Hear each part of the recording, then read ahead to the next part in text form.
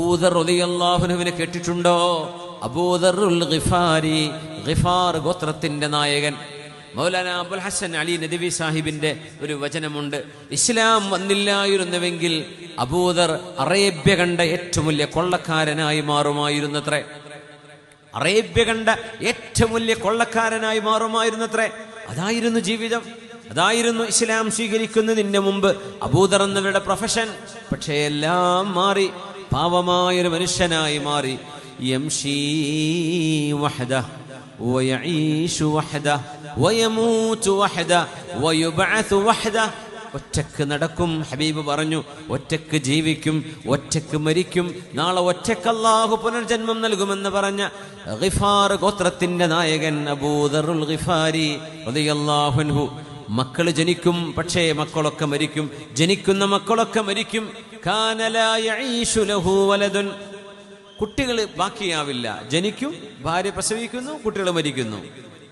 അപ്പൊ അവരോട് ആളുകൾ പറഞ്ഞു, അബൂദർറേ ഇന്നക ഇംറുഉൻ ലാ യബ്ഖാ ലക വലദ്. അബൂദർറേ, നിങ്ങളുടെ ഒരു മക്കളും ജീവിച്ചിരിക്കുന്നല്ലേ, ഒരാൾക്കും ജീവിക്കാൻ ഭാഗ്യമില്ലാതെ പോയല്ലേ.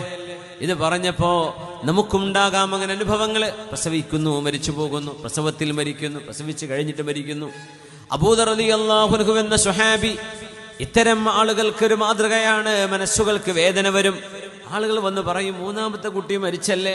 ഇത് പറയുമ്പോ ഉമ്മയുടെ മനസ്സ് പിടക്കും, ഉപ്പയുടെ മനസ്സ് വേദനിക്കും.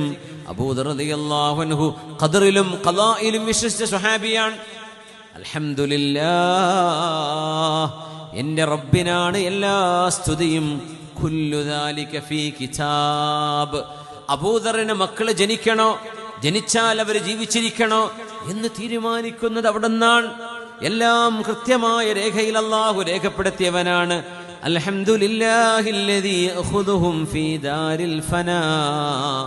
മരിച്ചു പോകുന്ന, നശിച്ചു പോകുന്ന, ഇല്ലാതെയായി പോകുന്ന ഈ ലോകത്ത് നിന്ന് എൻ്റെ മക്കളെ കൊണ്ടുപോകുന്നവനെ അല്ലാഹുവേ നിനക്ക് സ്തുതി. വയദ്ഖിറുഹും ഫീ ദാരിൽ ബഖാ.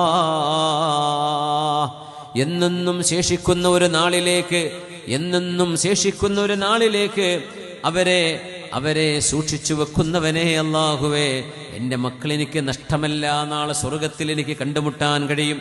അതുകൊണ്ട് പടച്ചവനെ, നിന്റെ തീരുമാനം എനിക്ക് പൊരുത്തമാണ്.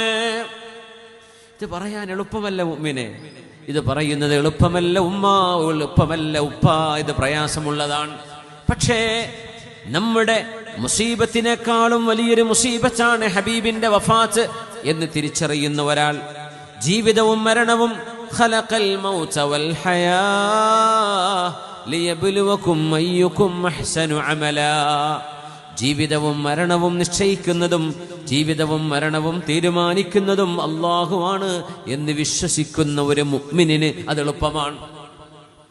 ജീവിതവും മരണവും എത്ര കാലം എങ്ങനെ ജീവിക്കുന്നു, എങ്ങനെ മരിക്കുന്നു, എല്ലാം തീരുമാനിക്കുന്ന റബ്ബിന് ഇത്, ആ റബ്ബിൽ വിശ്വസിക്കുന്ന ഒരാൾക്ക് ഇത് എളുപ്പമാണ്, അല്ലാത്തവർക്ക് പ്രയാസമാണ്.